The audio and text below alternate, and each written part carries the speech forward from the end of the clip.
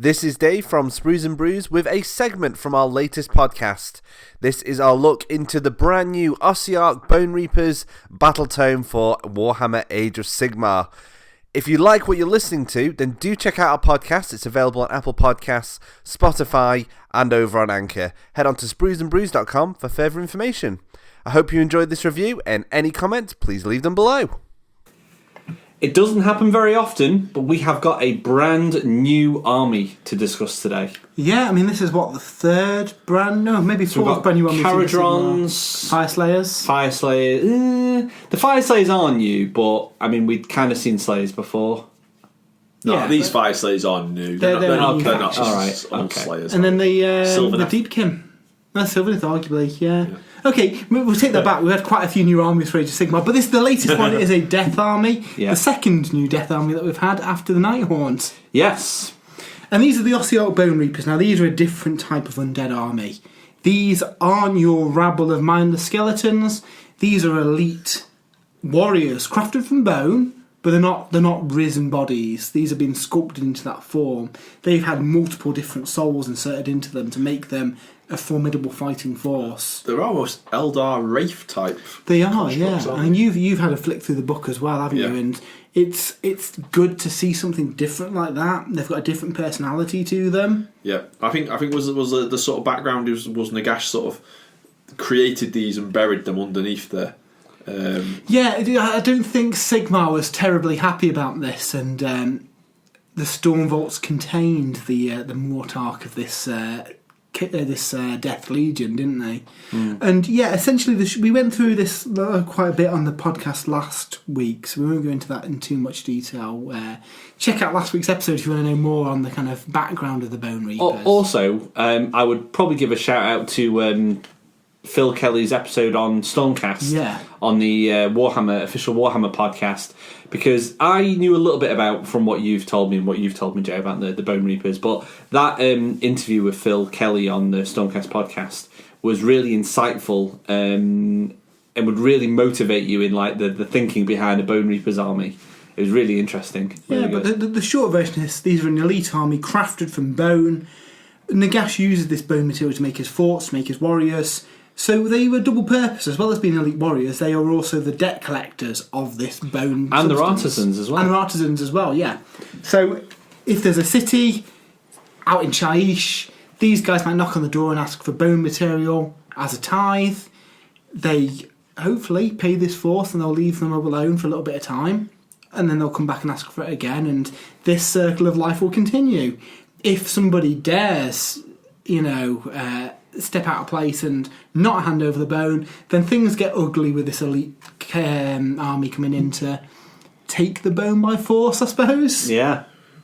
I think there's also a sort of like theme running through it where they obviously they hate the chaos as well. They do, yeah. Animosity versus chaos. Because really, Nagash is the ultimate in order. Death is final. That is the law of the universe. Chaos comes along and messes up this balance of life and death, which Nagash is a big part of. So he's not too happy about that. So we've got a brand new Battletome which goes into all this new background, which is really good. I do like it when we get a new army and we've got all this new kind of information to digest on them. That's it. Even if you're not going to be getting an army of Bone Reapers, or you don't plan on playing Death, when a new army book, a new faction comes along, it's just an opportunity there's more lore, more background for the universe to read about. And it ties into a lot of the factions that are in it, like the Stormcast and stuff like that, them kind of going to war with them and things. Yeah, and what I like about these, when they first got announced, people thought, these are Tomb Kings then. And then it was like, okay, these are Japanese samurai style army. No, they've got lots of different cultures in the background that represents the fact that these are bespoke undead with bits of different cultures thrown in, which I think shows in the models. I mean, the artwork in the book's amazing, and there are nods of, okay, that looks a bit Egyptian, that looks a bit Oriental, but blended together in its own Warhammer way. Yeah, it's to really, Nagash, he really put a lot of different thought process into the creation of these guys.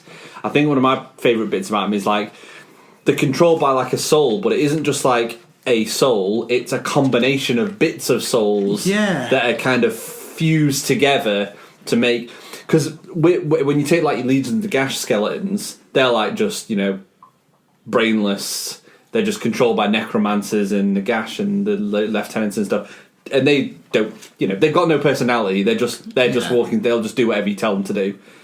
Whereas these guys, these have all got their own personalities, haven't they? Yeah, and we'll come to in the rules in a bit, but that's reflected in the rules as well, where these guys have got. I think Phil Kelly explained it in the Stormcast episode that the more elite that they get, the less souls they've got. So they've got a unique defining personality. Yeah. Where your cannon fodder will have a range of different military tactics blended in, so they can react on the battlefield. Yeah. It's really cool. So through the book, we've got some awesome artwork as well, which it's really good to see in the books. I think some of the shots, so not just the artwork, the actual dioramas and set pieces and things they've got in there, I think they're really, really interesting. They're also very interesting because there's like hints at scenery pieces perhaps or battlefield terrain. Yeah, now we don't know whether this is just something that's been created by the studio. They do it for all the armies. Skaven had played on it with Vorgorath, some bespoke terrain that they made for it. Just a lot of these pieces do look like moulded pieces. They're like almost like the patterns are replicated. The bone barricades on the top of the walls themselves. I think there's some little like urns or little statues on the bottom of the steps which look like So it looks like a kit. The last fort kit that we had was the Varan Spire that you never know might see a comeback with the new Chaos book coming in. That's their scenery piece, Dave. The Varan Spire. I think it was about 400 quid or something, wasn't it? It'd be nice to see this as a castle kit for Age of Sigmar though, because it's definitely Age of Sigmar with big skulls and stuff. Think of all the death armies we've got now, because it wouldn't just be for the Bone Reapers. No. Your Nighthaunt would be right at home there. Your Legions in the Gash. Your normal sort of death rattle guys. Even a Cities of Sigmar army out in Shaiish somewhere could potentially live in a grisly looking place like this. So hints of what might be to come. It might not be anything, but it's interesting that it's in the book. I mean, the miniatures themselves are absolutely gorgeous. I've got the Feast of Bones box here, and there is a load of awesome kits. I mean, even the basic infantry, your Mortis Guard. I don't know if you've seen any of these yet. Yeah, I have. Yeah, I have lots of them. There you go. They just look really, really good. Lots of detail, lots of parts. They just look. Apologies for the noise of sprues coming out of the box. These are so cool. I think I've got the guard in my hand here. The Mortis Guard, is it? Mortis Guard. Mortis Guard.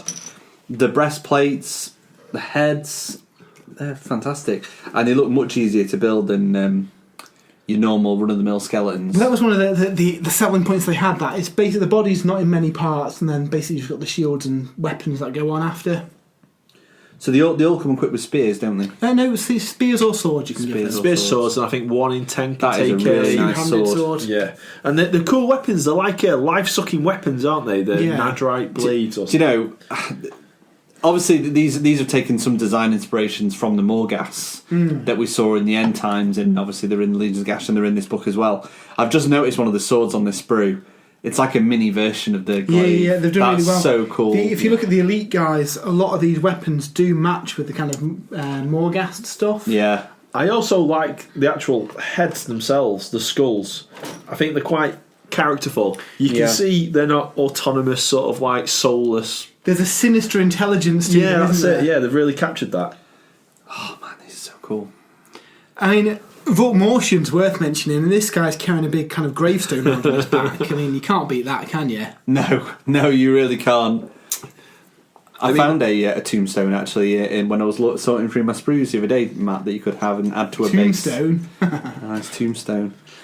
So I mean these look so good, and this is just the stuff out of the Feast of Bones box. On pre-order now, and out Saturday is the rest of the range, which I think is the quickest full army release we've ever seen from Games Workshop. Yeah, I think we've discussed this on a few podcasts, but it's so much better than I think people lose interest if like they've got the book, but then I want to buy that unit, but you're waiting weeks, maybe even a month before you get your hands on the kit. By that time, your interest may have waned a bit. And I think this did sting Games Workshop in the past. But Tyrannid's book years ago was an example where there was units in there that you could not buy a model for about 8 months, and third parties came out with their own kits for it. Yeah. So yeah, this looks really cool. I mean, my shout out for the best model of the range is Catacross, the Mortarch. On his sculpted base, with his attendants, he looks so cool. He looks alright, doesn't he? It's a diorama in a box, isn't it? Yeah, and there's a video that went up on YouTube, and I apologise, I can't remember the guy's name, but he painted this up, and he had managed to magnetise all the attendants so you can take them off during the battle. Yeah. Which is really cool. So, yeah, I'm looking forward to having a play with these guys, because I think you could do some really interesting paint schemes. Speaking of paint schemes, there's quite a detailed painting section in the book as well, which is something we've seen in a lot of the recent books, and this features contrast. Yeah. It features all of the paints. Since the Carriage on Overlords, we've seen painting guides, and they've just got better and better with every release. I mentioned this when I did the War Clans book. Brilliant. And the fact that they're mixing contrast in there now as well. And it's not just, here's a scheme with only contrast, here's a scheme with only original Citadel paint. They're throwing them together to make these schemes. And they're really good. I mean, this one even shows you how to do object source lighting and stuff. It's really, really good. I like the flaming skeletons in there. Yeah, so these ones. So it's really good. I thought this was a good thing as well, the how to paint the weathered bone. Obviously, that's something you're going to have to master if you're painting an Ossiarch Bonereapers army, but it gives you actually how you get that dark effect at the end of the bone. Even down to how to make some more interesting looking bases with bits of slate and skulls. Yeah, and actually I learned something here because I'm going to try this on my Chaos Warriors bases with the once you've got the grey on there, using the brown around the stones. Yeah, it looks really good. Yeah, never thought about doing that before. So yeah, top class painting section. But then what everyone wants to know about is the rules, and I have a feeling we'll see a lot of these armies in the new year. So the Ossiarch Bonereapers, they can contain Nagash and Archon. They gain the Ossiarch Bonereaper keyword, which is cool. They've had a few changes, which we'll go to in a bit, but they're still the beasts they have always been. I know Dave doesn't agree completely. Archon is my favourite death character, and he goes wherever my death army goes. Well, we'll come to the War Scrolls in a bit, but it made me a little bit sad. Something we've seen in a lot of recent books is when you build your army, you can choose a legion. There are 6 different legions, which we'll go to in a bit, and they give you new abilities and change the way you build your army. You don't have to have one of them. They do lock you into various your first relics and artifacts and command traits, but I think there's some that we'll see most armies following because they're really, really good. I think on the whole, I think the command traits and the artifacts are actually pretty good. Yeah, in this one. I don't think there's any bad choices, really. I know sometimes you feel a bit, I really want to take that legion or trait, but I don't like that. Do you think this is quite inconsistent, this part? The critical Dave's coming into the podcast now. I've not got the Ogre Moor Tribes book yet, but I've read a lot online. And you look at their different factions, and they just don't seem as competitive or as good or as flavoursome as the Bonereaper ones. Yeah. And I look at the Auric ones, and Auric compared to the Cities of Sigmar ones. Yeah, I mean, the Iron Suns, the -1 tit on turn 1 is really cool, but then there's too much of a downside to the rest of that, I feel. Using the command point to charge your enemy's charge phase, but at that point, your enemy's probably charged you anyway, so it seems a bit situational. Yet you've got the Bonereapers, which we'll come to in more detail, which just seem to be more. Some of them are like, do I go with that one or that one? You're more tempted to go towards one of these sets. Yeah, I think it's still trying to find the feet with the balance across books. Yeah. Within the book, I think this is a really good one. But yeah, I would argue it's probably a bit more competitive than the Ogres, for example. I'm not saying the Ogres are bad, I'm going to cover them next week, and there's some really cool stuff you can do with them, but there's not really any bad choices in the Ossiarch Bonereaper book, which I suppose is good in one way, not so good for you and your Oryx, Dave. I'll still smash them. So, it's all about the allegiance abilities though, isn't it? Yeah. So Deathless Warriors, we know the ignore wounds on a 6 across death. Traditionally, it's just been heroes. Or in range of a hero. Or in range of a hero, yeah. Where the Ossiarchs take this up a bit, essentially their unit leaders get this rule as well. So you've got a 6-inch bubble around a unit leader, or 12-inch bubble around a hero to negate wounds on a 6. That's really good. It means that your units can work independently, and I guess that kind of represents the fact that these have got personalities and a bit more intelligence to them. That's interesting. So there's still a radius around your... There's still a radius, yeah. Do you know what? So that's making you almost go into formation and keep your units tightly knit and not spread them out because you're going to fall out of your range. And this is a really good way of representing the lore because these are tightly knit shield walls and stuff. Yeah. I like that. That's interesting. And that can be a hindrance as well. So that's a good, strong benefit. But then you can't spread out to claim that objective. You can't, you can't, while keeping a 9-inch bubble around your backfield to stop people from your conga line shenanigans you're not going to see with these because they need to stay huddled together. A double-edged sword. So that's interesting. I think that's really cool. What's a little bit stronger? Ossiarch Bonereapers do not take any battle shock of any kind. This is mental. I mean, that rule is very powerful. Especially when you can bring models back as well with a lot of abilities in this book. A Nighthawk army rocks up, their whole idea is terror, isn't it? Lowering your bravery. Yeah. Well, they can lower your bravery, and abilities that lower bravery and do wounds More based wounds on that still works. But they're not going to break you in battle. They're not going to run away, It means that you can get away with big units of the elites and things like that. 5 or 6 of those. What are they? The Stalkers. Yeah. I mean, that's a Death Star unit in itself. 400 points, maybe 600 points. I don't know the maximum unit size you can take as. Ordinarily, you wouldn't do something like that, but if they're into battle shot, why not? Those big multi-wound models, or it can be, I guess I suppose for an example, it can be a liability if you start taking wounds. It's heavy casualties, you could lose the whole squad, couldn't you? Yeah. They're not suffering from that. Well, I think that would be fun to play against, because, in the narrative games that you play, the friendly games, your force pitched against this legion of, skeletons coming towards you. It is an elite legion of skeletons as well. You're probably going to have numbers on them. Yeah, okay, yeah. And I suppose that's one thing. You might have a big chunky unit of Stalkers that are all immune to battle shock, and obviously they're coming back to life with all your various abilities, but that is one unit. Yeah. So if you've got Star Strike, for example, they can only be at one place. Especially if they want to stay close together around their heroes as well with the ability. So I quite like that. Yeah. You do not get command points if you're an Ossiarch Bonereaper army. No command points at all. You do, you just can't spend them. Okay, you cannot use command points there. Because this is interesting. I mean, I don't think I've got anything in my Auric army, but I know there's quite a few armies that can pinch command points.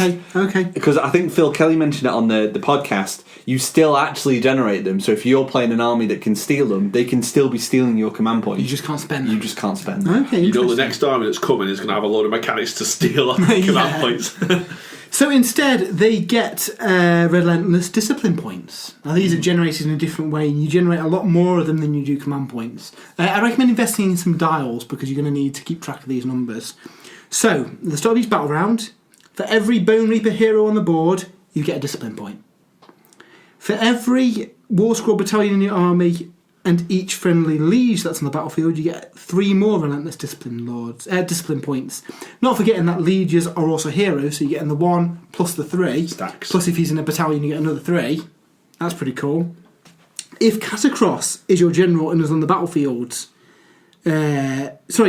you get an additional 1 for each liege and battalion. You get 3 if Catacross is on the battlefield. Catacross himself is a liege, so he'll get 5 in total. 1 for the base, 1 for the liege, 3 for being Catacross, because he's got the liege keywords. Makes sense, he's badass. Doesn't he generate some as well in the hero But he does as well. But yeah, he gets bonus 1s at the start, and then you roll the dice for each friendly Ossiarch Bonereaper unit on the battlefield, including those heroes. For each 6, you get another discipline point. So I think this is going to be quite a hero-heavy army anyway, so you're going to have a lot of discipline points to spend. Pretty much each War Scroll has some kind of command ability on it. From the Mortis Guard, who've got a shield wall, so they can re-roll saves, which is really cool. Catacross has got a ridiculous one that if he's in his Legion, the Mortis Praetorians, you get to add 1 to saves, and I think it's add 1 to hit. Add 1 to saves and 1... add 1 to hit rolls as well, yeah, and it's wholly within 18 inches of him, but he has additional command ability.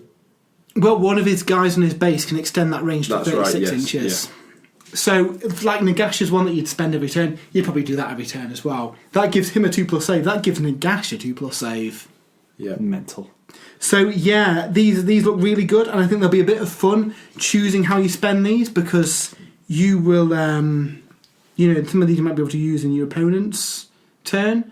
You generate them at the start of the battle round as well, so not on your turn like command point. So you need to be wary about how you take the first turn as well. I think they've said they wanted to represent kind of a more tactical play style where you've got this intelligent general issuing orders out to all his troops, but making sure you save enough for the following turn. Yeah, it looks quite good. So you do lose the ability to reroll charges. Yep, you can't spend command points. Any command abilities you can't use apart from your own ones on the scrolls. Yep. So yeah, that's quite interesting. And am I right in saying that at the end of the battle round they all go and you have to recount again on the next battle round? Yeah. At the end of the battle round, you lose them all. So you're unspent, and then you regenerate. So it's about how many do you keep for your opponent's turn, or do you just blow them all? If you go in first, for example, do you blow them all on your turn to get all these buffs off? So it's quite an interesting way of doing it, and you can't hoard them over the game. Yeah. You could get, if say in your turn, Dave, you take out all the heroes, you've limited that pool of discipline points then. Yeah. So surgical strike on the heroes, I think, is going to be the way to fight these guys. If you can get to the heroes, and if the wounds don't get transferred to other models, but we'll get to that in a bit. And that's if you can actually get through their save. Yeah. Now, there is a unique command ability that they get. You pick a friendly unit that has the Hecatros keyword, which is essentially your unit leader keyword, or is wholly within 6 inches of a Hecatros, or within 12 inches of a Mortar or Bonereapers hero. You can add 3 to their move characteristic. So that's kind of instead of your reroll charge. Every roll runs, you can give them a bit more movement, which is good because this is a very slow army. That was one of my impressions from reading the book. Yeah. What's their standard? I've got the mounted guys. What's their standard move? Is it 4 inches? So your bigger guys are 6. And then your infantry, I think, is 4 or 5. Right. I mean, Katakros, he's only 4 inches, in fact. Yeah, that makes sense. I mean, that's a massive basis on. Yeah, but this at least gives you the ability to spend those points if you want to get your army moving forward. 4 inches, slow. You can't pick the same unit more than once, but if you had enough points, you could give it to your entire army to advance up. Yeah. So it's good that some of the combat ones you might not want to use battle round 1, but you'll spend them to get your army forward because you may as well, because you have to you can't spend them when you're dead, No. So yeah, it's interesting.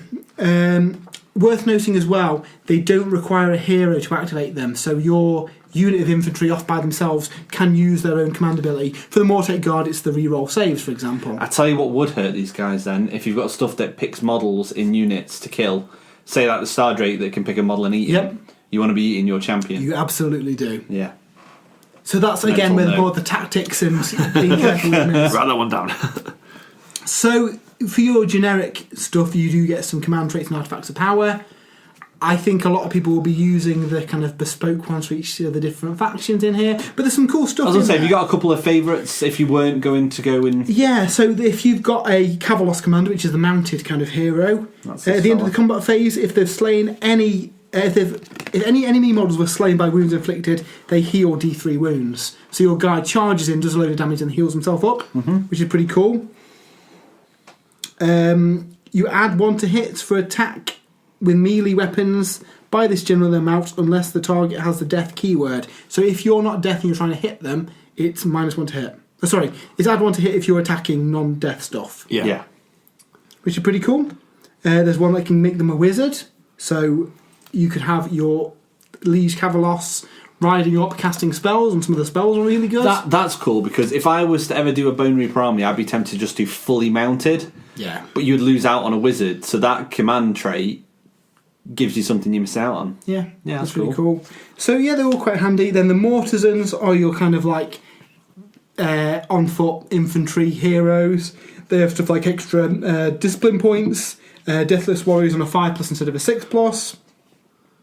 -2 bravery from nearby models. Reroll casting, dispelling, and unbinding rolls. If you do so, you suffer a mortal wound though, but that's quite handy. Relics are pretty cool.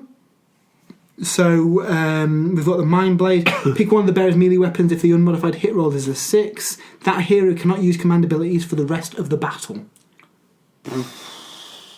So yeah, imagine how that'd go for some armies. That's brutal. Slanesh. Exactly, yeah. A lot of stuff in here does seem anti-Slanesh as well. So yeah, some really, really cool stuff. We also have a spell lore. So Arcane Command, casting value of 5, you get D3 discipline points. So if you're running out and you're putting all your orders on things, you can get some more.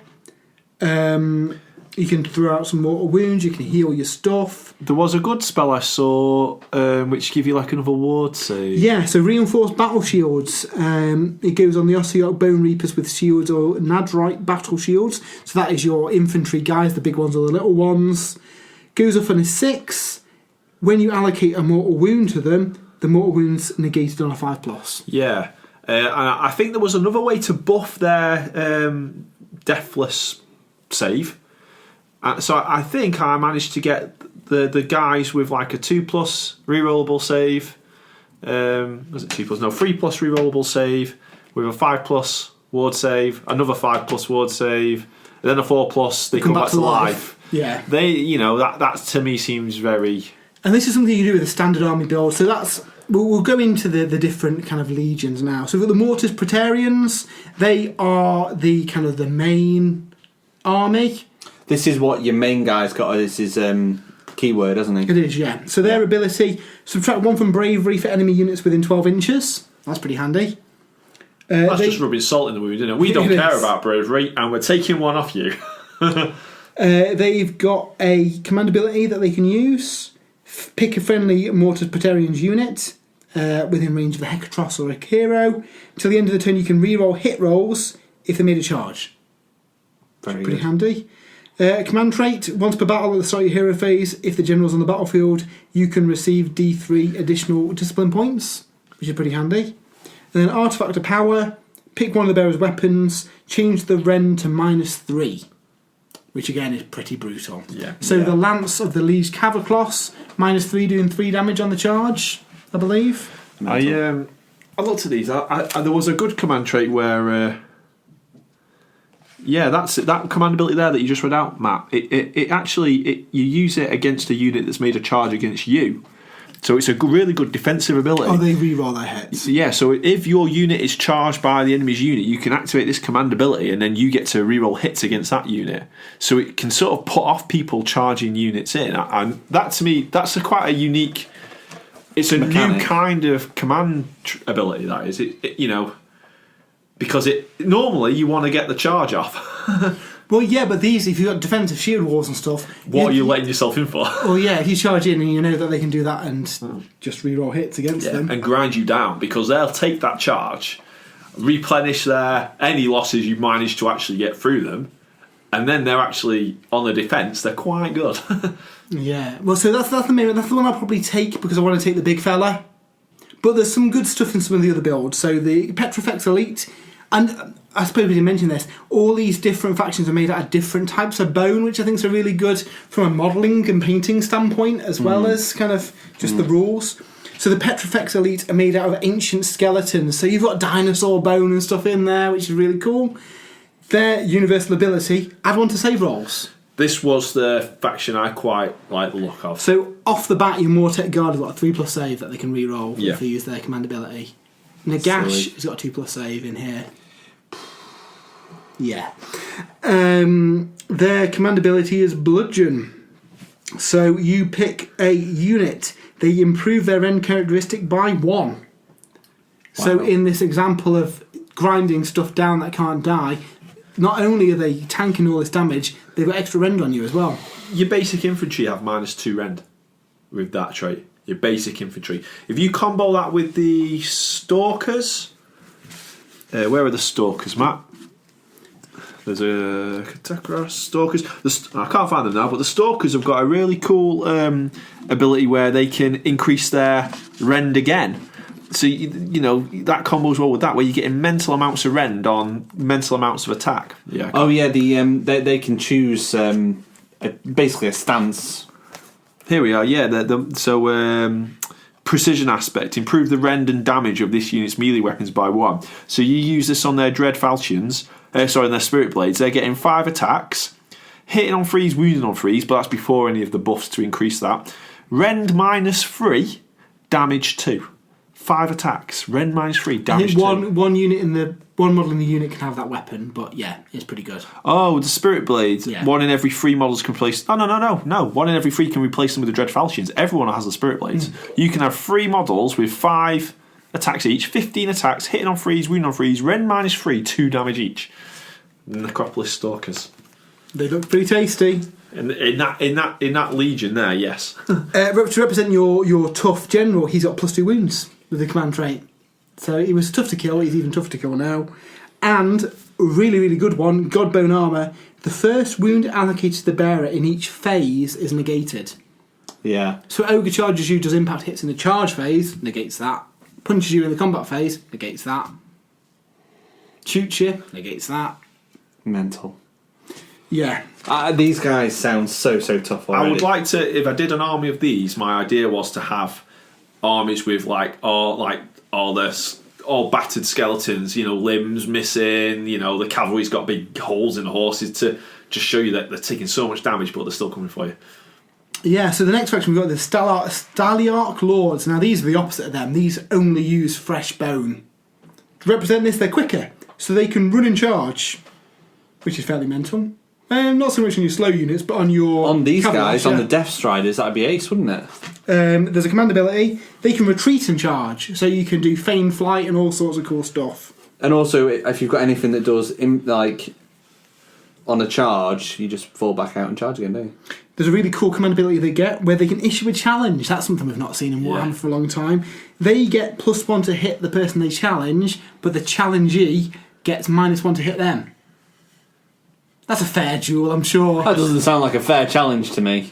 And then, they get additional D3 dice when they use their charge. Similar to the Ogres, they roll a number of dice equal to their charge distance, and they do mortal wounds when they go in. That makes them get an extra D3. So quick combat horse force. And again, all these armies so far have been different kind of builds, which is really, really cool. Yeah. This is my favourite one so far that would fit my idea of a Bone Reaper army. I would have liked to have seen, and maybe we'll see this in the future, but a lighter version of this cavalry with some form of range weapon, a bow or something like that, that range ahead of the force, like the scouts of the army. Maybe we'll see that later. Yeah, we've got the Ivory Host. These are magnificent with golden armour and lots of gems and stuff, but they have a deep-seated rage. So each friendly Ivory Host unit that's within 6 inches of a friendly unit that has any wounds allocated to it, add 1 to hit rolls made by a unit that is subject to rage, but subtract 1 to save rolls. So basically, they say, you've injured our mates over there. They go full offensive stance. They're easier to wound, but they're hitting on +1. And there's lots of stuff to buff hit, so they could be hitting on 2s most of the time. Yeah, which is pretty cool. And a lot of their abilities are kind of adding 1 to hit. There's a command ability, add 1 to hit, and -1 from save. So you could drop down your Mortis Guard to a 6+ save, but hitting on 2s. Yeah. Which is ace. And it's a 6+ save with a potential 6+ ward save, another potential save, plus if you have the golem next to them, they're coming back anyway, so it's like a trade-off. Yeah, so it's cool, and again, a different style. The command trait, every hero phase, roll a dice for your general. On a 5+, you gain an extra attack for the rest of the game. Bit like your Maw Crusher. Wow. So if you're lucky, and that goes off every turn, you get 5 extra attacks. Which is pretty mental. And tied with that, their artifact, you add 1 to the attack's characteristic of a weapon on your bearer. So you've got 1 off the bat anyway. So your general's getting more and more nails as the battle goes in. Yeah. Which is really cool. We then have the Null Myriad. Now these guys are made by the bone that was inside the Black Pyramid. So these are your magic guys. They have an army-wide 5+ ignore spells. And endless spells. Just ignore them on a 5+. Like dwarfs. Like dwarfs, yeah. Used to be. These are shorter skeletons than all the other ones. If your anti-magic is feeling a bit weak, it's fine. You've got a command ability. You instead ignore spells, endless spells on a 2+. Wow. So if you're coming up against that horrific... And you can use that command ability on every unit, as long as you've got enough points to spend it on. Wow. Well, Zeech is not going to like you. Zeech is not going to like you ignoring everything on a 2+. And this is why you've got to be careful with when you spend your points, because that might be something where, okay, I'm going first, I'll sit on some of these, because in your turn, you're going to have to either cast some spells and just negate all of them, or think about what you're going to do. Which is cool. Command trait, subtract 1 to hit for attacks that target the bearer, and subtract 1 from bravery to all enemy units within 3 inches, a bit more of a bravery debuff, and another really, really cool weapon, which I think is one of the most powerful weapons in the game. So the Baleful Blade, you pick one of the bearer's melee weapons, do not make save rolls for attacks made with that weapon, and wounds inflicted by the weapon cannot be negated in any way. Kills Gotrek. Kills Gotrek, kills Marathi. Do you know, this particular one, I was just going to say, probably my least favourite so far, and then you just went and said that. Well, if you've got some big, you can weather all the magic, then walk up and just one-shot people with this sword. You can't make any save rolls, so Discussing and Resilient won't work. Gotrek's silly ability won't work. Marathi's ignore any wounds over 3 until she turns into a snake. Doesn't work. Wow. And this, you can get some of these heroes pretty tasty with the right command abilities. That's really cool. It is really cool. Then we've got the crematoriums. These are your burnt up skeletons. They're really cool. They are on fire. So each time a friendly crematorium model is slain, before the model is removed, roll a 5+, enemy unit suffers a mortal wound. So basically you hit them, fire bursts out. Yeah, acid blood basically. You add 1 to the roll if the model is a hero or monster. So yeah, acid blood from the Magma Droth kind of, but on your entire army. The plague rats thing, yeah. So they're really cool. There is a command ability that basically negates cover. If the general is slain, add 2 to the immolation dice. So what's that? On a 3+, you take wounds and you take a D3 instead of 1. So you really want to be careful about hitting this guy. And add 1 to damage characteristic of the bearer's weapon. So not as good as some of the others, but it still has its uses. And I think that would be a really fun army to paint as well. Yeah, they look really, really cool. They get an army-wide scenery piece that we've seen in some other armies. This has caused a bit of controversy online because this goes down before terrain. It's a lot of the recent ones, massive. Well, probably, yeah. But the Sylvaneth used to do that, and they don't anymore. Sylvaneth. I didn't realise that. I thought, I can't remember when Sylvaneth used to. It's after the train's been set up. It is now, yeah. But I think it used to be beforehand. A lot of them used to be beforehand, I think. The thing with this is, if you wanted to look at it from the other side, is you don't know what side of the board you're going to be starting on at that point. No, but it doesn't really matter because you just stick it in the middle. And it's got a massive range, hasn't it? It's got a massive aura. It's got 4 abilities. You pick one of them in each of your hero phases. Some of them are better than others. We'll go through them all. Punishment of Agony. You pick an enemy unit wholly within 18 inches of this and visible.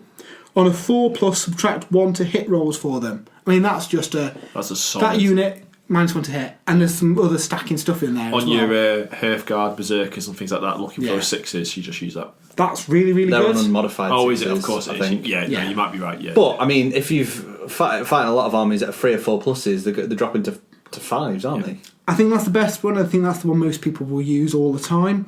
Punishment of Death. Pick an enemy unit within 36. On a 2+, they take a mortal wound. A bit pants. If you've maybe got a hero who's got a wound left and you want to snipe him off, maybe. Or take off that one guy on an objective. Otherwise, I think you'd be better off with the -1 to hit, personally. The Punishment of Ignorance. Pick a wizard within 36. On a 2+, -1 for casting, dispelling and unbinding. Yeah. Good. -1's a good... less good than some of the others, but it could make a difference in a spell, especially high cast ones. And then the Punishment of Lethargy, that's pretty good. Pick an enemy unit wholly within 18. On a 4+, they cannot run, and they only charge D6. Yeah, that's really good. Yeah, that's a game changer. Yeah, that's going to annoy my Oryx. Definitely. So the first one and the last one I think are really good. The other 2 situational, I think. Yeah. So this terrain piece goes down before the rest of the scenery? Yep, it goes down before any scenery. What about objectives? When do objectives go Objectives on? go down first. So you put down you get the board, you get the objectives. Right. You put the scenery down, then you alternate putting down the scenery. Yeah. It'd be interesting to see what tournament organisers do with this. I've got a feeling this will be FAQ to follow every other scenery piece in the game. Yeah. But again, it is quite big, so maybe that's how they're getting around the fact that it's got a massive footprint. Yeah, but then I think that if that's the case, they should update the rules for everyone else's scenery to also go down. Well, they changed it to not go down then, so that's why I think it'll get FAQ'd the other way, that this will go down after scenery. Yeah, but then I think this may run foul of some of the problems where you run out of space on the board to put the scenery piece in the first place, which we saw with some of the Awakened Wildwoods. Yeah. So I wonder if they just level the playfield, say, okay, or they relax the rules a bit about scenery. I think some scenery pieces need to go down when you know where you're going to be deployed. For example, the Skull Altar. Yeah. For example, the Moor Pot. Right. For example, the Forge from the Fire Slaves. Your army's not dependent on this. This is more aggravating the enemy. So you put it centrally, where some of the other faction ones are integral to how their army plays. Yeah. Can you imagine a Fire Slaves ramming the Forge on the other side of the battlefield? You'd be well annoyed. Yeah, you would. Yeah. So I do wonder if that'd be FAQ'd. Currently, this is the only one that goes down before anything. So that's really cool. We get all the Path to Glory stuff. War Scrolls are interesting. I think there's some good ones, but this is a super expensive army. So we've got the Uber one. It has all of the stuff, and you get D3 Relentless Discipline points at the start. These mega battalions you can't really do in a normal army anyway. I would like us eventually, one day, to do a Warhammer Apocalypse game where I could take like a Brawl. Yeah. You could take that and just go nuts. I think it'd be fun. I mean, they don't really... I don't know, that get D3 points, that's not amazing, is it? I mean, I think for the Brawl, for the Auric one, These are more for narrative games, really. they're not for match play, because there'd be like 4,000 just gives you a one-drop army. Yeah, one-drop army. So the battalions are really good. So you've got the Mortex Shield Corps. You take basically one of the Mortisian characters, including Volkmortian, and 3 units of Mortex Guard, which, let's face it, most people will be using as a battle line. Once per turn, you can use the Shield Wall ability without spending a Relentless Discipline point. So you get a free reroll save on a unit. Meaning you got more points to move up the battlefield and do all the other crazy shenanigans. Exactly. Mortisian Trident, it's one of each Mortisian plus the Harvester. Each Mortisian from the battalion can cast an extra spell if it's within 18 inches of the Harvester. So extra spells is pretty good, especially all your realm spells. Pretty handy. The Catacrosian Deathglaive. This is pretty good. You get 2 Necropolis Stalkers and a unit of Morghast Harbingers. Before the first battle round, you can move the unit 6 inches, so they get a free advance up the board. Which again gets around the slowness, and they're not the slowest units either in your army. They're pretty nippy. Just orcs, not just orcs. Yeah.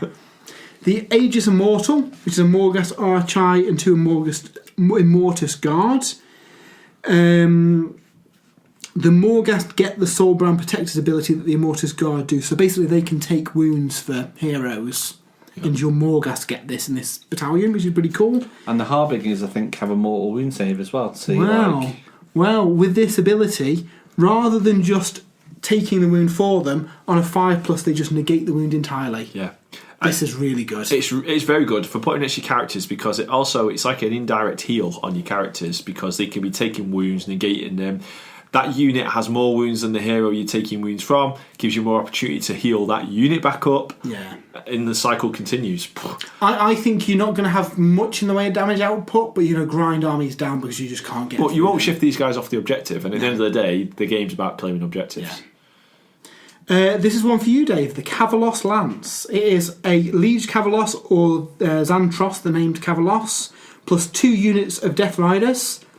They can charge even if they retreated. In addition, they can use the Death Rider Wedge ability for free. So that's basically your Bretonnian Lance formation, where they can pile in 6 inches. Good for getting onto the objectives. Yeah. And then never leaving them. For each 5+ the enemy unit also suffers a mortal wound. Yeah, impact hits, and your 6-inch piling's good because you can do your big unit of horses and get them all in combat, which is really handy. And then the one that I really like, and I can't imagine you win many friends with this battalion, but I think it'd be really, really good. The Mortec Ballistari. A Bone Shaper, Mortec Guard, and 2 Crawlers. Roll the dice before you allocate a wound or mortal wound to a Mortec Crawler within 3 inches of a Mortec Guard in the same battalion. Add 2 to the roll if it's within 3 inches of the Bone Shaper, who is compulsory in the formation. On a 4+, the wound or mortal wound is allocated to the Mortec Guard instead of the Mortec Crawler. So your massive artillery pieces aren't taking any wounds. They're going on to the Mortec Guard, who, let's face it, you put a Harvester next to them as well, and they come back to life. The only problem with that is you've got all like the back of your board, because I guess those things are really slow and they're just going to be pelting your stuff from the distance. There's nothing stopping them moving up the board from fire. And if they're that tanky, why wouldn't you move up the board from fire? Why is that movement out of interest? Is it? They're not. I don't think they're super quick. But we'll see when we get to the War Scrolls. The Crawler. Oh, here we go. Movement 4. Yeah. A lot of the army seems to be movement So 4. they're just as quick as your guard that are going to be walking up by the sides from taking the wounds off. But these artillery. They do have a minimum range, though, to be fair. 6-inch minimum range. But you've got enough movement to get them into Yeah. that minimum range. Yeah. You know, if you've got the +3 command ability, Yeah. you'll be fine. And you've got a big wall of guys around them. You've got to fight through them first. Yeah. And they're taking all the wounds. Looks pretty good to me. So yeah, we'll have a quick run through the war squad. We won't go into super detail on these because there's a lot of them. Your big fella Catacross is probably one of the biggest war squads I've seen and one of the most complicated war squads I've ever seen. Essentially, I think they described it on one of the reveal videos as a boss fight in Warhammer. Yeah, a raid fight, isn't he? So he's the big fella with his shield. He's standing there. He's commanding. He's not bothering himself with the fighting at this point. He's got his little 4 guys on his base that are doing all that for him. They've all got different abilities. You have got the guy with the scroll who, at the start of your hero phase, pick an enemy unit, subtract 1 to hit for that guy. And we've already seen loads of -1 to hit abilities across the army. Yeah. It's really, really strong. And that is, as long as he's not suffered any wounds, he gets that ability. When he suffers a wound, that guy dies first, because let's face it, the poor guy at the front with the scroll is going to get killed first. Well, he's not even looking at the battle, so he deserves it. Next up on the kind of running order is the Prime Necrophoros. He is just a guy with a massive sword. He gets 3 attacks, hitting on 3s, wounding on 3s, -1, rend 1 damage. He's pretty cool. He also buffs his Supreme Command ability to 36 inches. So, for 1 command point, +1 save, +1 to hit for everything on pretty much on the battlefield. If it's been 18 inches, 36 inches. 36 if he's alive. He dies once he's suffered 4 wounds. Yeah. Well, I mean, that's a 72-inch sort of like area, isn't it? Yeah, it is. Then you've got the Aviarch Spymaster. He's really cool. Once per turn, when your opponent gets a command point, so this would normally be the command point at the start of the turn, on a 4+, they do not get that command point. That is super powerful. That can ruin your day. And this guy doesn't die until he's suffered 8 wounds. And chances are you're not getting to that guy until turn 3. Maybe. Well, you grind him through a lot of stuff on a guy with a 3+ save, 2+ save, 2+ save, if he's using his ability. 6+ ward save. What I'm saying is you might not -1 to hit him by you might not even fighting. be able to get into combat with him until turn 2 or 3. No. And then last of all, we've got the Legion Mortis, who hasn't got any cool ability, but he's got 6 attacks with dueling blades, and this is basically his bodyguard. At this point, he's taken 13 of his 20 wounds at this point, and all his bodyguards are dead. Catacross steps down from his platform. He's had enough. He picks up his glaive. He picks up his shield. He has got 4 attacks, hitting on 3s, wounding on 3s, -3 rend, 3 damage. Plus another 4 attacks, hitting on 3s, wounding on 3s, -2 rend, 2 damage. With his shield. But he only gets all this once all these guys are dead. He gets some, I think he gets 1 base, and there's abilities where you can give him extra attacks and stuff. But Ouch. even at that point, you've still got 7 wounds to get through, and he just murders you. Playing with this model is going to be good because you're never going to be disappointed. Oh, I've lost a wound, never mind, my guy's just harder now. It reminds me of the Mangle Squig. That sort of like curve of him getting better, week and then better and better again. So you're like, yeah, do the damage to me, I don't mind.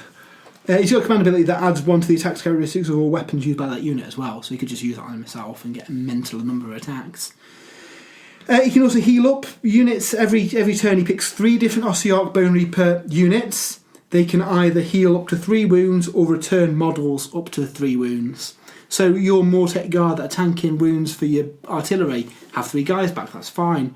If actually I want some of these buffs, he heals himself up. He seems he's about 500 points, I think.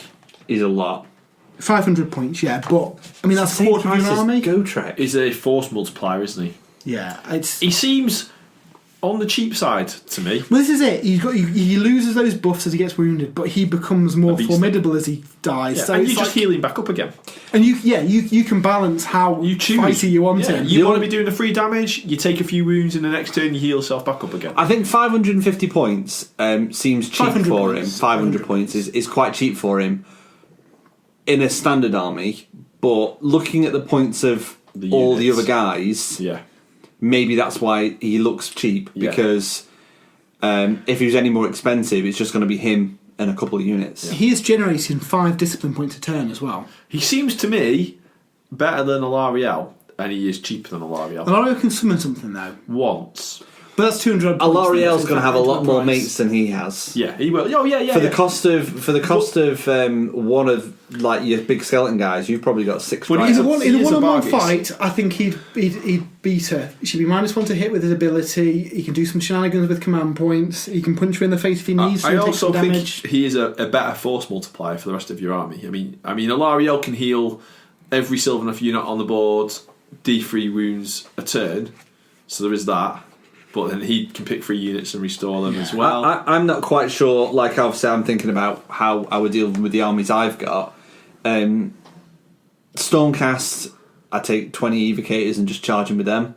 My Aurochs, I wouldn't want to just send my Mega Boss in against him because he'll get flattened. I'd have to send him. It depends, because if you can do a lot of damage to him before he fights back, the problem is if you don't quite kill him, he's going to be smacking you back with those. Yeah, the worst position you can be in is almost killing him. He's got 20 wounds. Yeah. So I don't think my Mega Boss can do 20 points and he's ignoring damage. them as well on a 6. So he's not going to beat him in one round. And if of you've combat. got a unit of the, I can't remember what they're called now, but the guard unit that can take the wounds on them on a 5+. Mortis Guard. Take the battalion, they just negate the wounds on a 5+. But again, you're adding all this, it's again making your army smaller. And the thing is, he is only one model with a 4-inch move. He can only be in one place at once. Alright, he's got that big range. That's the thing, he's buffing the rest of his army if you don't deal your with opponent's going to be thinking, I need to take this guy down because of all his auras. I think if you can't kill him in one shot, you just stay away from him. I don't. Is there anything in the game that could kill him in one shot? Archeon with his sword, if you get lucky. If you find another death player, Nagash, Hand of Dust. Yeah. That's it, really, isn't it? a bit of a gamble in it. And like you say, Alariel, Gordrak isn't going to kill him. Yeah, in one but go. then you play around it. You play around it. You know you're not going to be able to take him down. You accept that one of your units is -1 to hit. I mean, to be fair, you put a few chaff shots on him just to take down that first tier, then he hasn't got that -1 to hit anymore. No. But he's a steal for 500 points. When you compare him to like other big kits that are worth more than 500 points, I think his value comes in all of his abilities and the fact that you have that healing mechanic. You can control which abilities are active at a time. It's a very interactive one as well. There's going to be a little bit of bookkeeping, but I think it's going to be fun for a player to manage that. Yeah. So yeah, he's really cool. The other big guy in the army is Nagash. So Nagash has gone up in points, Dave. I think he used to be 800 points. He is now 880 points. I bet one thing that would upset Nagash. Have you seen what page he's on in your War Scrolls? 97, he's right in front of me.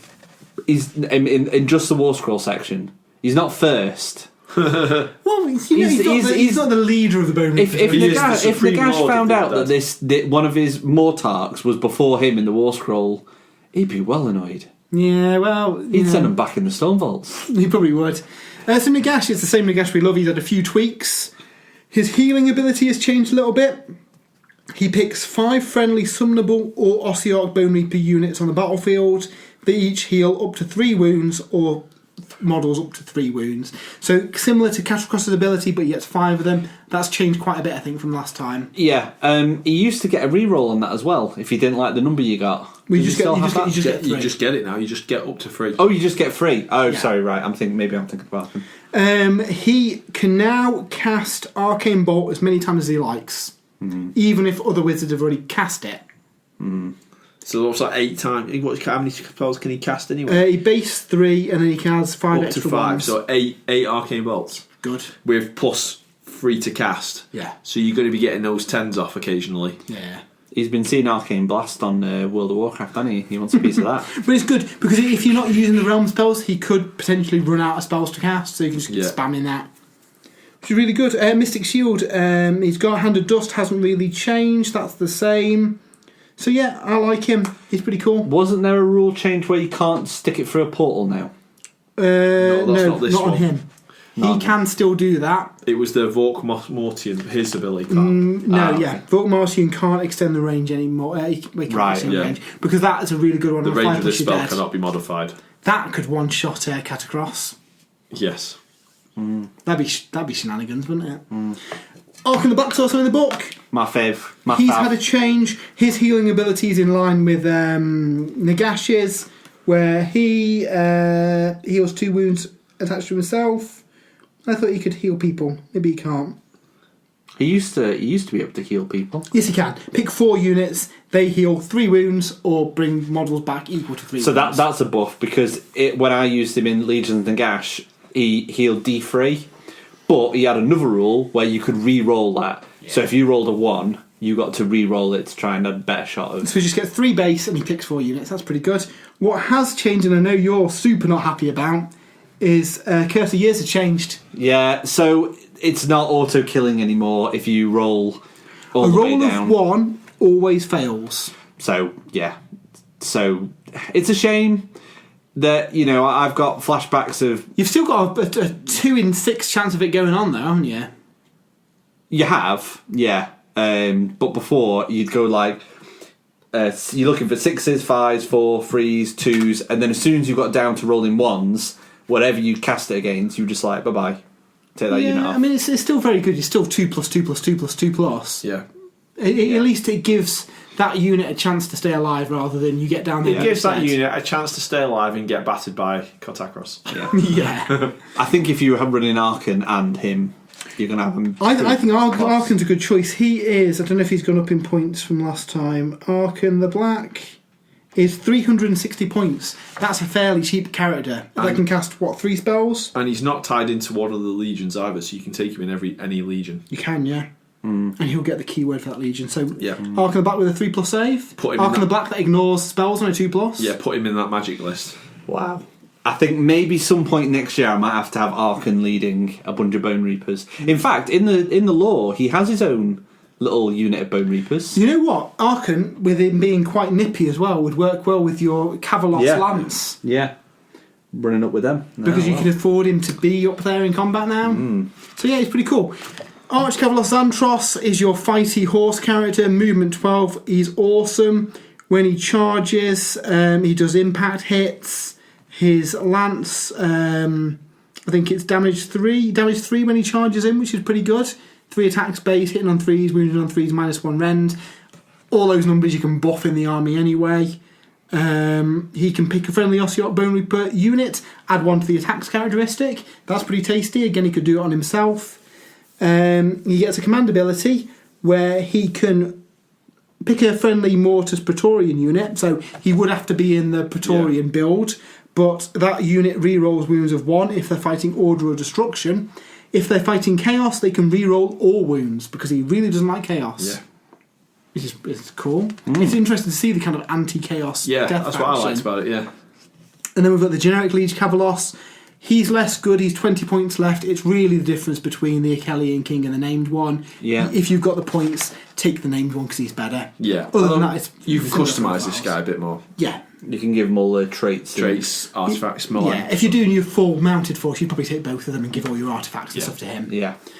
The Bone Shapers are cool. They're like little casters with different abilities. So you've got the Bone Shaper. Pick an enemy unit within 18 inches, roll a dice for each model. Each 6 does a mortal wound, so thinning out hordes. He also heals up nearby units, 3 wounds, and there's a lot of this in the book, where you can just gather more wounds. You've got the Soul Reaper, who's got a Soul Blast. Roll a dice for each enemy unit within 3 inches, or roll 1 dice for each enemy unit, one enemy unit within 18 inches, so everything nearby him or 1 at range. On a 1, nothing happens. 2 to 3, 1 mortal wound. 4 plus D3 mortal wounds. Not the most amazing one in the world, but it's picking if off he's up heroes close and stuff. personal to a whole bunch of units, that could be doing quite a bit of damage. Yeah, and that's the thing. I think these armies are going to be in range quite quickly because they're going to get onto objectives and people are going to have to come to them. So these sort of small range things are going to be quite useful. He's a bit of a combat beast. 3 attacks, hitting on 3s, wounded on 3s, -1 rend, 2 damage. If he hits on a 6, it does 2 mortal wounds. He can re-roll hits if the unit's got a 5 or more model. So he's going after big units, trying to get in range of as many units as he can to use his Soul Blast ability, which is pretty cool. We've got the Soul Mason. He is a Healy guy. So at the end of your hero phase, roll a dice on a 1, nothing happens. On a 2 to 5, this guy can cast Soul Guide if he's already cast it. Soul Guide lets a unit re-roll hits of 1. So he casts that. On a 2 to 5, he can cast it on another unit. On a 6, he can cast it D3 more times, basically giving your whole army +1 to hit. which is pretty cool. This is the guy who can't be bothered to walk, isn't Yeah. it? Yeah, and he's got a bunch of legs that just carries him around. But I think that's really good, especially with the other +1 to hit buffs in the army. Oh, yeah. You could easily get your army onto 2+ to hit. Re-rolling ones. What's going to be hard is fitting in all these heroes because your points are going to be a premium. Yeah. Vokmortian, the Master of the Bone Tithe, is my favourite lesser hero. This guy is so cool. He is the guy who issues the tithe. He puts out these contracts basically saying, you have agreed to our Lord Nagash that you are going to pay this number of bones every year. To represent that, on a 5+, he picks an enemy model within 3 inches. On a 5+, they cannot attack him. They cannot attack in that combat. They can attack something else, but they can't attack him. So you send him in, or if he gets charged, you're like, whoa, this contract here says that you're not to do any damage to me because Nagash says so. And they're like, okay, on a 5+. Which is okay. Your caster is safe, but does he want to be in close combat range with an enemy? Well, yeah, he kind of does, because he's got a spell that goes off in an 8+. Pick an enemy unit, enemy model within 1 inch. On a 5+, they are slain. So if you're feeling ballsy, you charge Archaon, you charge Alariel. On a 5+, they can't attack him, and then on a 5+, they just slay him. He's only got a 5-inch move. It's a tough cast as well, 8. Yeah, but he's pretty good. He's pretty good, and he's got an aura where he can reduce casting spells for enemy wizards as well. So he's quite an interesting character. I think he's quite expensive. I think he's 180 points. I mean, this is bonkers. He makes it harder to unbind spells. So it's more likely his mortal touch is going to go off because you can't dispel it. So, like he runs up to Lariel and, like, I've got to dispel this spell, I've got to unbind this spell. He can't because of his aura. The spell and it's a 1 in 3 chance that he's going to just slay you. Alright, you might got to not get it that turn. It's okay, I'll stay where I am. Next turn you can't hit me, I'll try again. And you can afford to be ballsy with him because, again, we've got abilities that negate wounds or transfer wounds. If he gets in combat early to a big character, there's a good chance over the course of the battle that he just slays them. And that you can't kill him. Screen your important units. Yeah. Good grief. This guy's really good. I think I'd take him in my list with Catacross as an offensive guy that you need to deal with, but also there's this awesome character at the back of the field who's a bit of a beast as well. If he looks at you funny, you're dead. And if you do manage to not get hit by the 5+ to hit, Catacross just puts the -1 to hit on him. And I think there's another -1 from somewhere if you get charged. Yeah, he looks really good. Basic infantry, Mortis Guard, we've talked about them a bit. 4-inch move, 4+ save, command ability to reroll saves. There's lots of ways to buff this up in the army. You say these are basic infantry. I think these are some of the best infantry in the game. They're expensive infantry though as well. They are expensive infantry, but I think these are elite infantry basically. They've got 130 points for 10. Yeah, they have 1 wound each, but I mean that's 1 wound each plus all of the resin stuff. Yeah. I mean, the fact that they've got the rend on the weapons, they've got quite a lot of attacks. They get their procking attacks. I've lost the card now. Yeah, so if they hit on a 6, it does 2 hits. Yeah. And then the fact you can make them so tanky. I'm in 2 minds about what to arm them with. I mean, they're 2 attacks each as well. You can give them the spears if you've got a big unit, but they haven't got the rend. I think I favour the blades myself for the -1 rend. I like the blades myself. I mean, I like these guys in the Second Legion, the Petrifix. We're having a 3+ save. You get them the 3+ save. You can buff that up with something else. I think to a 2. Oh no, maybe not. Oh, I think there is a command ability so it can get some 2+. I can't remember. You get the re-rolling the saves, and then you also get the rend -2. Yeah. On the Nadrite blades. Spears are good if you've got a big unit, but I don't think you'd really afford big units in this. You might have 1 big block of 20 maybe, but yeah. I'd probably still take the blades then. Yeah, the spears, they proc more often, don't they? They get extra attacks when they proc. So yeah, the blades get 1, the spears get 2 hits on a 6. So you could be getting up to 4 attacks on. No, they're both of the same ability. And what if I hit roll for attack? Maybe this is Nether Blades and Spears 6. That actually goes 2 hits. Oh right, yeah. Sorry, I thought the spears. So the only difference with the spears is the extra reach, but they haven't got the rend. Oh right. Okay. There's other ways to get extra attacks on them with all the buffs in the army. So I'd probably give them the swords myself. Yeah, you're never going to have massive units of these, so a lot of armies are going to be consolidating around you and probably getting more of your guys in range. The advantage of the shield is if you've got a little speed bump tightly kind of clumped together, then yeah, the ones at the back can fight, but yeah, I think I'd rather have the rend myself. Yeah. We've got the Death Riders. These are also battle line. They've got a 12-inch move, Death Horses of Doom, 3 wounds each, which means that every turn you can bring one back with the various bring things back to life abilities of the army, which is cool. 4+ save, 3+ in the Petrifix, or 3+ with Catacross's ability. They do impact hits on the charge. They've got the same rule with any hit of 6 does 2 hits. I really like these guys. Yeah. Especially in the wedge formation, where they can pile in 6 inches as well. Kind of is one of the kind of downsides of cavalry, because they're all big bases. It's often hard to get them all in combat. Yeah. And again, it's a very slow army. Having a unit that moves 12 inches is handy. Having that 6-inch pile in move makes me think of like the charge of the Rohirrim. So as they're destroying units, they're wrapping around to get into the next unit and then around that. One of the weirdest things about this army is the best approximation of a Bretonnian army currently in Age of Sigmar. Yeah. Maybe that's why a mounted army appeals. Yeah, maybe. You got the Mortis Guard. These are the really cool guys who've got the negate wounds thing on a 2+. If a friendly hero is wounded within 3 inches, it goes on the Mortis Guard instead. And then with that formation, they just ignore it on a 5+. Really cool. And they've got a command ability where they can pile an attack with their shields a second time, because these guys punch you in the face with the shields, because that's how nails they are. Yeah. Shield bash. Then there's the fighty version, the Stalkers. We mentioned them earlier, where kind of Jay went through the abilities. These can be very scary. Yeah, well, I went through one of the abilities. They have they're almost like war dancers, aren't they? Where they have different stances. Realistically, I think that extra rending damage is the best by far. Yeah. Reroll hits, reroll saves, reroll wounds. I'd rather have the extra rending damage, I think. Yeah, I mean, you can get them down to a rerollable 3+ save in the Petrifix or the Mortis Praetorian Guard army, which could be quite good. But I mean, yeah, if you wanted a tanky unit, you'll take the Mortis Stalkers, the Mortis Guard. These ones are the ones you send at the unit to. I mean, they've got that hunt and kill ability as well. Which lets you reroll run and charge rolls.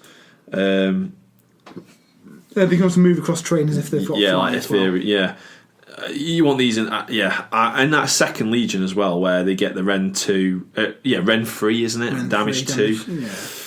And they look like General Grievous. Yeah, they're cool. We've got the Morghast. I don't think they've changed the same Morghast that we've had. 2 rows there. I'm not too fussed on the models for these myself. I think I prefer the Bone Reaper units. I really like them. They've got, I've got some Archai in my Legion of the Gash. And there's some mortal wound ignoring shenanigans, and they're pretty quick. choppy. They've got decent damage on the weapons. I think I like the Stalkers more than them. I mean, these are a little bit quicker with the wings and stuff. Yeah, well, I mean, you can get the Archai. The Archai can get up to Ren -3, damage 3, 5 attacks each with the second legion. So you can turn these more cost Archai into. Yeah, that's actually quite good. I think they're quite expensive. I think they're 200 points for 2. Right. Where are we? 210 points for 2. Yeah, so they're way more expensive than the Stalkers. So, but there's options, and they're quick, and they can fly. Yeah. Then we get to one of my favourite models in the army, the Mortec Crawler. This is the massive artillery piece. So, it's got a base kind of fire mode, where it is doing 1 of 3 different abilities. I think it gets one ranged attack it can always use, which has no rend but does a whopping 5 damage, 3 shots each. Yeah, so the base one, 3 attacks, hits on 2s, wounds on 3s, no rend, 5 damage. 5 damage. I don't know whether you took that in one of the trait legions. I don't know if that rend ability only affects melee weapons. I can't remember off the top of my head, but if it does, that's pretty good. Yeah. It also gets 2 shots that you can only fire once per game as well. So you've got the Cauldron of Torment. You, instead of making a normal attack, you pick an enemy unit that is in range. Roll a dice for each model in the unit. Add the modifier, which starts at 0. If the result is equal or greater than the unmodified bravery, one model from that unit is slain. So what have we got with low bravery? Goblins. Well, you've got low bravery, but you've also got a lot of stuff in this book that lowers bravery. Unmodified bravery. Is it? Right, sorry. So what's the bravery of an orc, Dave? 6. Okay. Without any bravery buffs. So, base, a big unit of savage orcs, roll however many dice for the models in there. Each 6 is a dead guy. If we're talking ogres, where I think they're bravery 5, each is slain on a 5 for your big block of 12 ogres. I mean, you can only do this once per battle, but if you have 2 or 3 of these things. Or 4 of these things. Or 4. The other shot is the Cursed Stell. So you pick a single enemy model. You roll 2d6, add the modifier, which starts at -3, but gets better the more it gets wounded. If the result is equal or greater than the wounds characteristic, it is slain. So Morathi has got 6 wounds base. Yes, Morathi and transfers 6 wounds. Start of the game, it's -3. So if you roll, I think you'll roll over the wounds. If you roll a 10 plus on that shot, if you're feeling ballsy, you can one-shot Morathi with a catapult. As it gets damaged, it goes up to a +3. So you save that till the end. 15. So you could, at the end, before it dies, you could one-shot something with 14 wounds. How many wounds has the tree man got? 12. So yeah. It's really good. I quite like that you've got these single shots that are... one you want to hold out for, then do it at the end and take out a big monster. You use that first one in the first round, the last one, as like a parting shot before the thing dies. Yeah, I really like it. Or Is it wounds remain or wounds on the profile? Because wounds on the profile. Right, okay. Because I was going to say, towards the end of the game as well, you may find some of these big hitters have got wounds off them already. But okay. And again, that's something else you've got to kind of manage that, and your opponent's going to have to be aware that Durthu suddenly could get taken out by this army. It's almost like the Ideneth Deepkin, where you have to manage the tides. Yeah. In this army, your army's sort of potential and routes of attack changes as the battle goes on, and you have to adjust to that. Yeah. But I mean, it's a good thing. There's always something good you can do depending on the stage of the battle. So yeah, I really like this thing, and it looks really cool as well. It's quite a unique looking piece, isn't it, in the Age of Sigmar? I mean, a lot of stuff in Age of Sigmar nowadays is very unique looking, but this is something special. Yes.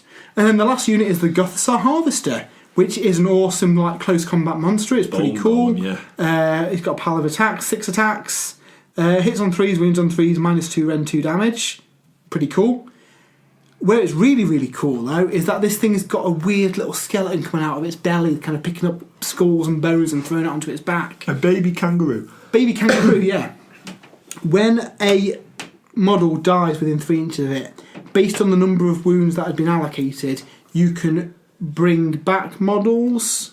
So, say if you had this part next to a unit of Mortis Guard, and 3 Mortis Guard die, you would roll 3 dice for each 4+, you bring one of them back. Or use that soul energy to repair something else nearby. And if your enemy's fighting them, you can use their slain models to repair stuff. So and it's a big combat monster as well. It looks really, really good. It does look good, but the 2 weapon options, the big maul and the scythe. It reminds me a lot of like Fanqual, his Bone Ripper. Yeah. The main difference with the scythe is the scythes add 1 to hit if the unit's got 5 or more models, so it's hitting on 2s, which is ace. The bludgeons do 2 more wounds on 6s, so it's similar to some of the other kind of exploding. And it's got a big tail as well, it can whack you with as well, is it? So it's 200 points, which is the same price as the crawler. I really like them both. They've got different uses. I do think your big blocks of Mortis Guards should have a harvester next to them just to keep those really tanky units alive. Yep. And you've got a massive thing to throw in the face, where you're kind of limited on the offensive options really in some of your builds. Yep. Because it's an expensive army. Then you've got the endless spells. I haven't looked at these too much, but basically you've got one that picks a named character. When it flies over, it does D6 mortal wounds, does D3 mortal wounds to everything else. So basically it hunts down your war chanters and stuff. Which one's that? The Predator, the big ghost thing. My days. You've got the Soul Stealer Carrion. Anything visible to this model is visible to the caster, so basically a line of sight extender. Yeah. Big bird. It also does... Good-handed does something from the other side of the battlefield. It also range just means she gives you line of sight. Oh, right. Sorry, I've missed that. Yeah, just line of sight, yeah. But you can hide Sit down, David. But yeah, it rolls a dice on a 1 or 2. It heals a wound to the Soul Linked model. We'll mention Soul Linking in a little bit. On a 3 to 4, a mortal wound on each Chaos, Destruction or Order. And on a 5-6, it does both. So it's giving you extra line of sight and it's doing some splash damage and heals.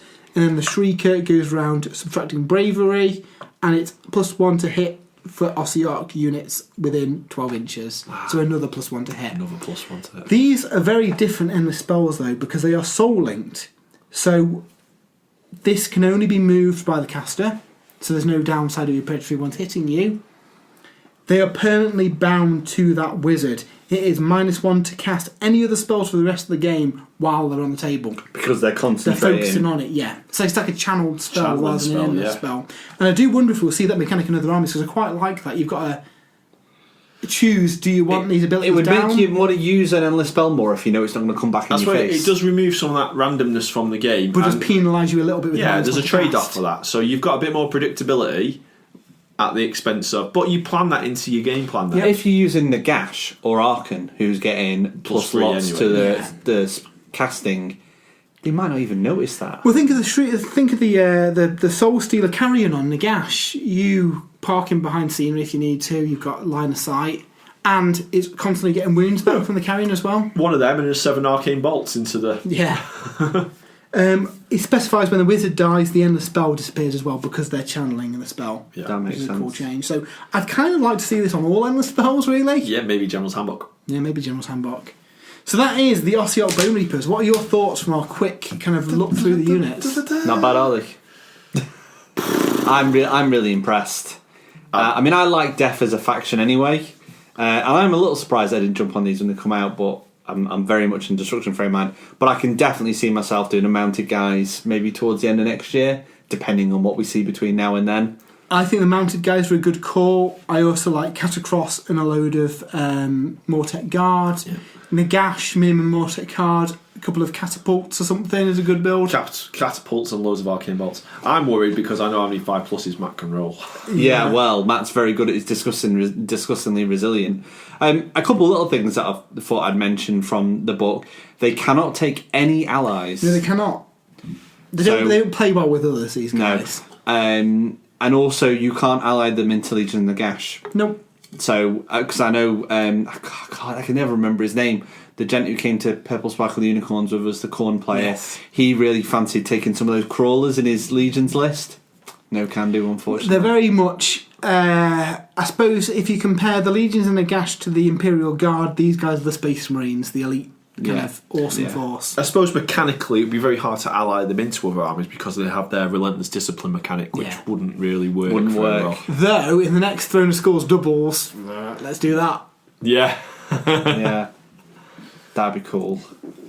Nurgle and Bone Reapers. What a horrible army. One thing that you did mention as you're going through that, again, going back to the Phil Kelly podcast, obviously we've seen all this brand new range. Maybe a little bit of a teaser is he was talking about them going into the realm of Gur. Yep.